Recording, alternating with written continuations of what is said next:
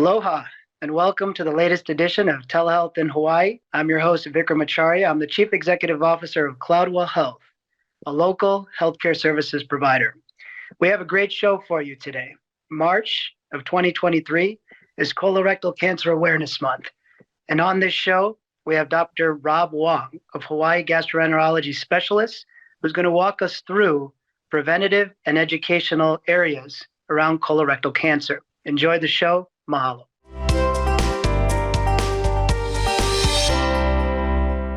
Dr. Wong, how are you today? I'm doing great, Vic. Thank you for having me.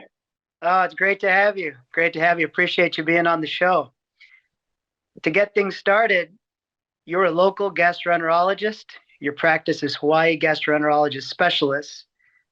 What got you into medicine? What got you to this stage in your career so far? Yeah, so my father was a physician. He was a cancer specialist in California, and he always really touted medicine. He thought it was the greatest field ever. And I'm the last of four kids. And so I think he really wanted one of his kids to go into medicine, and I was the last chance. And I really enjoyed science, high school, college. And I was really just interested in the human body and biology and chemistry, physics. It all really interested me, and that's what I excelled at. And I figured, well, yeah, I think medicine's a great field. My dad never really complained about it. He thought the essence of medicine was really unique, and it was a privilege taking care of patients, and he just really enjoyed it. So I think just using him as a role model, I went with it, and I've never regretted it. It's been a pleasure. Excellent. What got you specifically into gastroenterology? Yeah, that's a good question. There's so many options when you're going through medical school. I was just drawn to the anatomy and the physiology and the ailments of the digestive system. It interested me. And then, going through your rotations, you hook up with certain mentors, and I had a great mentor who really enjoyed gastroenterology. And I think that really consolidated my interest. The thing with gastroenterology is it's a good mix of a lot of different aspects of medicine. There's acute care, there's a lot of emergency type ailments that we see, but there's also a lot of preventative the conditions that we take care of. So it gives you a mixed bag of things. It doesn't really get boring. Every day is different. It's just a great field to be in. The gastroenterologists tend to be a happier group. They tend to be more laid back. They're not as high strung such as my surgical colleagues. So it fits my personality. Very good. Now, March 2023, this month is Colorectal Cancer Awareness Month. And you obviously see a wide variety of patients with this condition. And for our audience, what is exactly colorectal cancer, and what can occur to the body when it does happen? Yeah, so colorectal cancer, so the colon is our large intestine. That's how many people refer to it. So the large intestine, it's the last part of our digestive system. And as we obviously eat food and ingest our nutrients, it passes through our stomach, our small intestine, and then eventually enters the large intestine. The large intestine, it's not really involved too much with nutrient absorption. It's mostly it absorbs water, and it forms our stool, which we'll eventually pass when the time is right. But it is an organ that has a predilection for forming cancer. So it is one of the more common types of cancers we see. If you look at all the cancers that we encounter in the United States, it is behind breast cancer, prostate cancer, and lung cancer. But in terms of mortality, in terms of deaths, it's the second leading cause of cancer-related death in the United States. So it's quite common, but it is a largely preventative cancer. The cancers that develop in the colon originate from a entity called a polyp. So a polyp is a growth in the colon that with time can transform and grow into a cancer. So it allows us an opportunity to intervene. And that's where colon cancer screening is really based on. I see. Are there certain types of lifestyle factors, such as diet, other areas where that can increase the likelihood of colorectal cancer? Yes, there's been a lot of studies that have looked at what are risk factors for colon cancer, and in terms of diet and lifestyle. There's been a lot of different things. We think that certain risk factors exist. Those include obesity, being sedentary, but there's also some dietary things. So a lot of preserved foods, red meat, low fruits and vegetables. So a higher fiber diet seems to be beneficial. Lower vitamin D levels seem to predispose. Smoking, alcohol, those are all raise your risk to some degree. There is also some relationship to diabetes, but that shares the risk factors of obesity, being overweight, and sedentary lifestyle. So those are all risk factors that we've identified as potentially contributing. Mm-hmm. What are some of the symptoms that occur if I'm, if feeling sick or stomach pain? Are there certain symptoms that are associated with colorectal cancer? Yeah. So what I like to say is we really don't like to have people, obviously, but for people to develop symptoms, because at that point they've developed a cancer. Mm-hmm. A common thing for patients to say to me is, "Hey, I feel great. I don't have any symptoms. Why do I need to get colon cancer screening?" It does miss the point of screening, though, is really to detect a lesion or a precancerous entity before it becomes a problem. Those are invariably don't have any symptoms to them. So when we don't want patients to present with symptoms. When they do develop colon cancer, the most common symptom is usually bleeding. So they'll pass blood from below, and that can be something you can see, or sometimes is detected on a test that a doctor or healthcare provider would order. Other symptoms that some patients complain about are abdominal pain, usually recurrent pain or constant pain. Everyone gets abdominal pain here and there, but it would be alarming if it's persistent, something different for you. Some people complain of changes in their bowels or their stools, so it'll be a different character, it'll be different, just shape, different consistency, different frequency, and weight loss. That's another concerning symptom. So I usually rely a lot on weight loss. If people complain of weight loss and they're having other symptoms, then raises my antennae that maybe there's something going on in the colon. Weight loss as in unexplained weight loss? Unexplained weight loss, yes, correct. I see. Now, if some of these symptoms do occur, and hopefully there's ways to prevent them in advance, what types of lifestyle factors, dietary changes do you recommend to prevent something like colorectal cancer? Yeah, so really it kind of just boils down to a healthy lifestyle. So there are we call modifiable risk factors. So, and that really hinges on a healthy lifestyle. So eating more fruits and vegetables, higher fiber diet. Fiber tends to have a housekeeping role in the colon. So it naturally cleanses the colon and moves things through. A lot of people will ask me, "Hey, should I do a colon cleanse periodically?" And I just tell them, well, you should be taking, take a fiber. You should have a high fiber diet, take a fiber supplement if you want to, something like Metamucil. It will serve that function.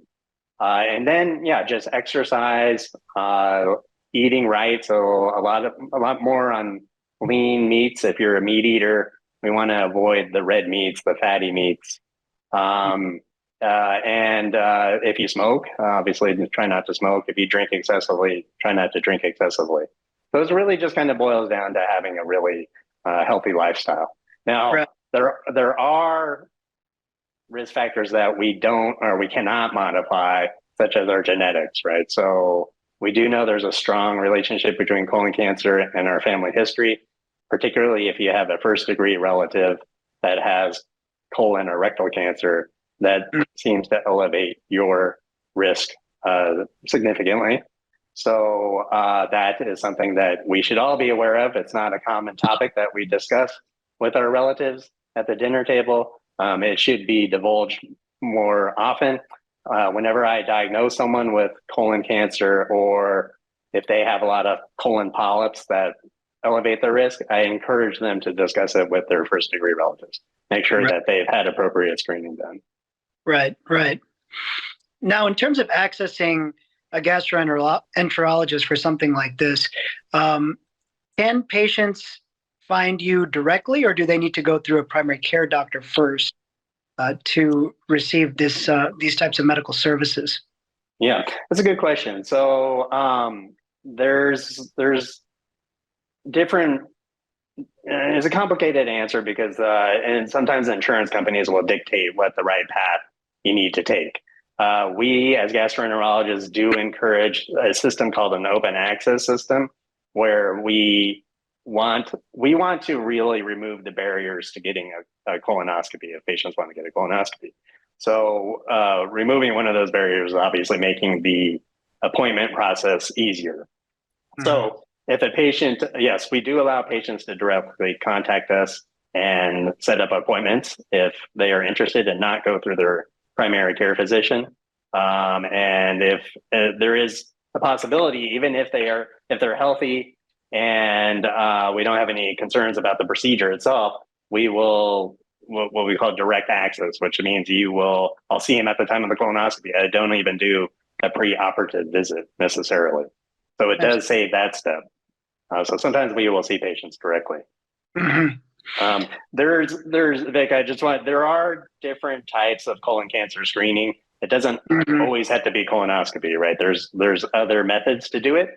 And those methods are widely available through primary care physicians, through other healthcare providers. Some health entities will, like insurance companies, our bigger health entities like Kaiser, will even send out screening methods to patients directly. So there doesn't even have to be a doctor involved necessarily. So really the point is trying to make it accessible to as many people as possible. Right.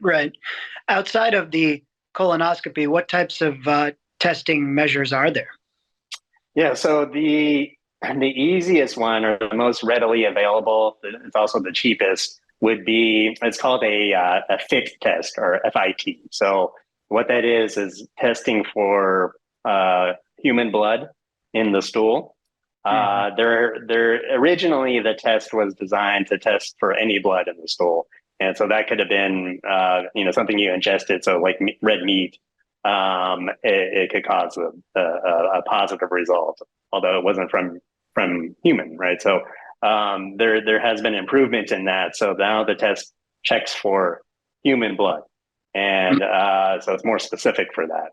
And so that test is readily available. It's easy to do. You do it at home. You basically have to take a small sample of your stool and place it on the testing strip, and then you send it back. And the lab will check to see if there's any blood in it. If it's positive, then you need the next step, which is a colonoscopy. So that's the cheapest, most readily available test. There's another test, and probably people, if you watch television, you see it all the time. It's called Cologuard.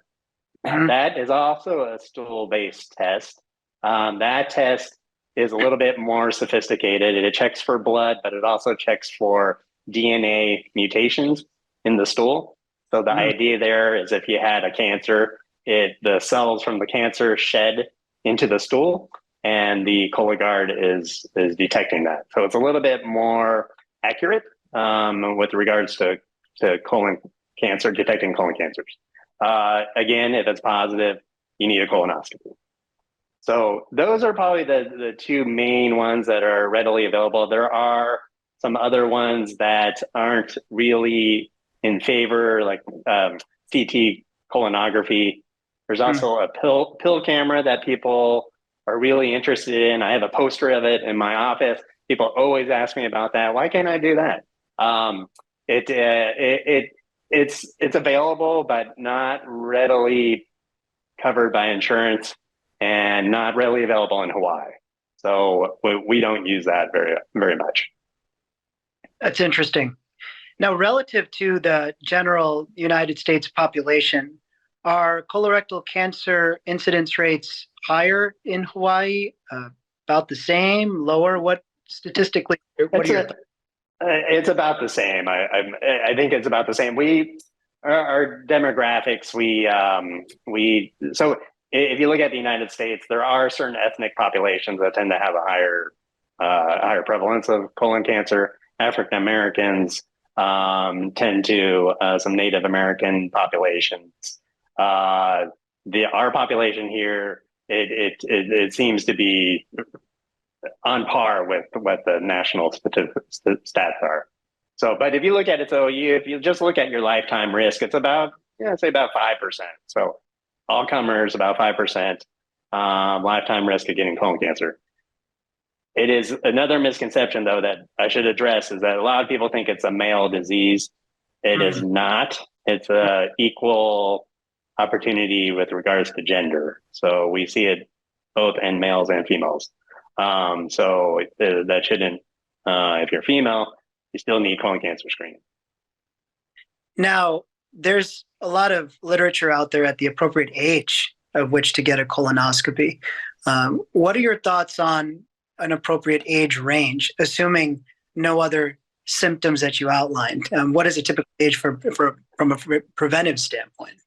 Yeah, so we've seen a paradigm shift in the last couple of years. This was prompted by an alarming increase in colon cancer incidence in younger populations.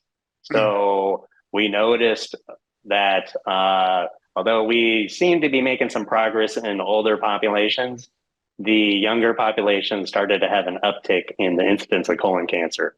And there's a lot of different theories of why that is. We're not exactly sure. We do maybe think it's related to diet. Maybe our diet is not as healthy as it used to be. We're eating a lot more preserved or processed foods, that aren't so healthy for our gastrointestinal tract. And maybe that's contributing. Obesity, which is an epidemic now, like I said, was a risk factor for colon cancer, and maybe that's contributing as well. So there's a lot of different thoughts on that. But we did see an increase. So the age when we started colon rectal cancer, if you looked at it 5 years ago, was 50, assuming you're average risk. And what I mean by average risk is that you don't have a family history of colon cancer, and you don't have any predisposing medical condition that would increase your risk. So average risk, we started at 50 years of age for both males and females. So a couple of years ago, the United States Preventative Task Force came in with new recommendations to lower that age to 45. So average risk screening, we started at 45 years of age. And now that is in place. Most insurance companies do recognize that recommendation. There are some that have not adopted it yet, so we're waiting for that to be more universal. But I would say that the majority will cover screening at age 45. Now, if you do have a family history, like I said, if you have a first-degree relative, then that age is going to get lowered. If you have predisposing conditions, a disease that increases your risk, then the age is lower as well. Lowering the age from 50 to 45, that's quite significant. If you think of how many people in between now should take these preventive measures. Yes, it's been I would say from a palpable my standpoint, I've noticed a dramatic increase in the referrals for colon cancer screening. It's a big chunk of the population, 45 to 50 years of age. And thankfully, it's been recognized. A lot of primary care physicians are into it. And we've seen a lot increase in number of referrals for colon cancer screening. It does raise the question of how do we have enough resources to address the increase in the people that are eligible for colon cancer screening, and we do have to address that because we probably don't have enough physicians or healthcare providers to do colonoscopies, and we had to look at ways to really improve access, right? But again, there are other options besides colonoscopy that people can adopt, and so those will also take a prominent role. On the subject of access, what are your thoughts on telehealth? It's obviously for something like a colonoscopy, you have to receive medical care in person. But in terms of at least expanding access, connecting patients in rural areas to physicians like yourself, does that help, at least as a first step? I think it does. I think it's a tremendous help. But I think a lot of patients don't want to necessarily come into the office. I certainly don't want to go see my doctor unless I have to. But so just being able to do a short visit, seeing you before a colonoscopy, doing a pre-op for a colonoscopy, one, it's often not necessary. Like I alluded to earlier, I'll be happy to do your colonoscopy if you're relatively healthy without seeing you first, if you're comfortable with that. I leave it up really to the patient. Hey, some patients want to see me. They want to meet me before. Reasonable. Some don't necessarily want to meet me beforehand. They just want to get the procedure done. Also reasonable. But for the patients that do want to see me, it's a quick visit. It can be 5 minutes. And it's just me going over your history a little bit, your surgical history, your family history, and then explaining the procedure to you. So that's prime for telehealth, really, because if you come into the office, take you just 20 minutes to get from the door into the exam room, and then it might take another 10 minutes or 15 minutes for me to actually come into the room. So if I can do it in 5 minutes, it saves both of us quite a bit of time. So I think telehealth is perfect for that. And I do, the other thing that improves access is really physician extenders. Our physician associates, our nurse practitioners, they play a prominent role in this because they can do these preoperative visits. And they're well equipped with that. And I think that's been in my practice, I'd say that's been a significant benefit for us, is to use physician extenders. And they can help see more patients, because I'm sure there's significant demand for gastroenterology services, but between you and your physician extender team, you can see more. Yes. The rate limiting step for for colonoscopy access or screening access is really the office, because you have limited resources in the office. You have limited space, limited personnel, limited time, right? So if you can facilitate that, make that more efficient, you're going to have a higher throughput to actually get patients to do what they're there for, which is the colonoscopy, right? Yeah. So that if you can facilitate that, then it makes the whole thing way more efficient. You can see more patients. You can get more patients screened. Right. Now, how long does the procedure take, for the colonoscopy, and how soon do patients reasonably expect to get the results of, are they at risk? Do they have colorectal cancer? Yeah. So it's the process is really, it can be intimidating for patients. So what we do after we've done their preoperative visit, we go through instructions on how to get ready for the colonoscopy. So it's a little bit of a process. So we do alter the diet for a couple of days beforehand, meaning, we don't have them, we restrict certain items in the diet. And then the day before the colonoscopy, we have them start what's called a clear liquid diet. So It's a diet. It's a liquid diet.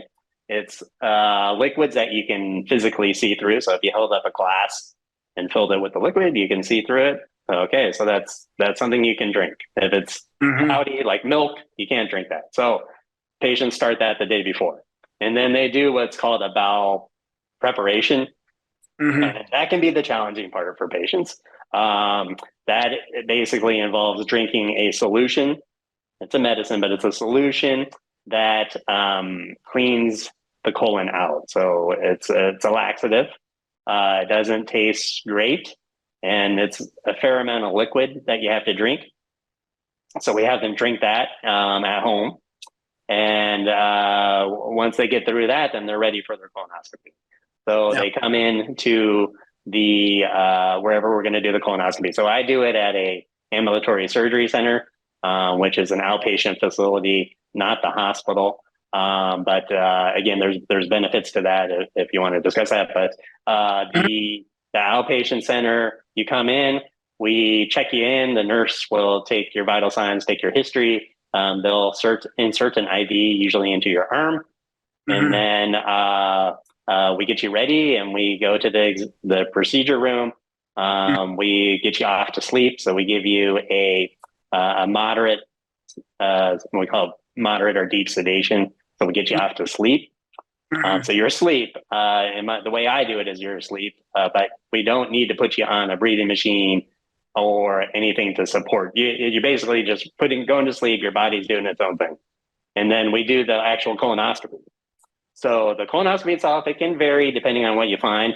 It takes about 20, 30 minutes to do the colonoscopy. Okay. And then you wake up soon thereafter. We take you to a recovery room, let you wake up, let you feel comfortable. We let you drink some fluids, make sure you're doing okay.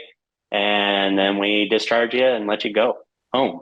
So the whole process from the time you check in to the time you check out is about 2 hours. That's what we shoot for. And then we ask that you take the rest of the day easy, but we don't want people usually working. They just go home, relax, have someone take care of you. You're usually functional though. You can do what you can function. It's just, we just want you to take it easy. And then by the next day, you're back to normal. Good. It seems like a pretty seamless process for the most part. Yes, it is. I think a lot of people are intimidated by it, obviously, and I understand that. But the actual process itself, most people, when you ask them after their procedure, they invariably will say, hey, the day before was the hardest part. I didn't enjoy drinking the solution. I didn't enjoy going to the bathroom a lot. But the actual procedure itself was a breeze. Yeah. It doesn't hurt. You don't feel it. You might be a little gassy, crampy afterwards, but yeah, you don't really have any pain during the procedure. It's a painless procedure. Yeah. Dr. Wong, you've really done a nice job of outlining colorectal cancer. What can potentially trigger it, ways to prevent it, not only through some techniques at home with the at-home test kits, but also the colonoscopy. And we thank you for your time. This has just been very educational, very informative. And we appreciate what you're doing in terms of taking great care of the patients in Hawaii and also providing all this critical knowledge for all of us to take care of ourselves. I mean, the preventive aspects are really key. It is. It's very important. We want as many people to get colon cancer screening as possible. It's really a preventable cancer. In this day and age, we should be able to prevent most, if not all, colon cancers. Yeah. And to your point, the fact that it is a very preventable cancer means that we should all take the initiative to take better care of ourselves and use many of the techniques that you've mentioned. And we're very grateful. Thank you for your time. I know you're a very busy clinician. We appreciate your time very much. Thank you for having me. Mahalo. Mahalo.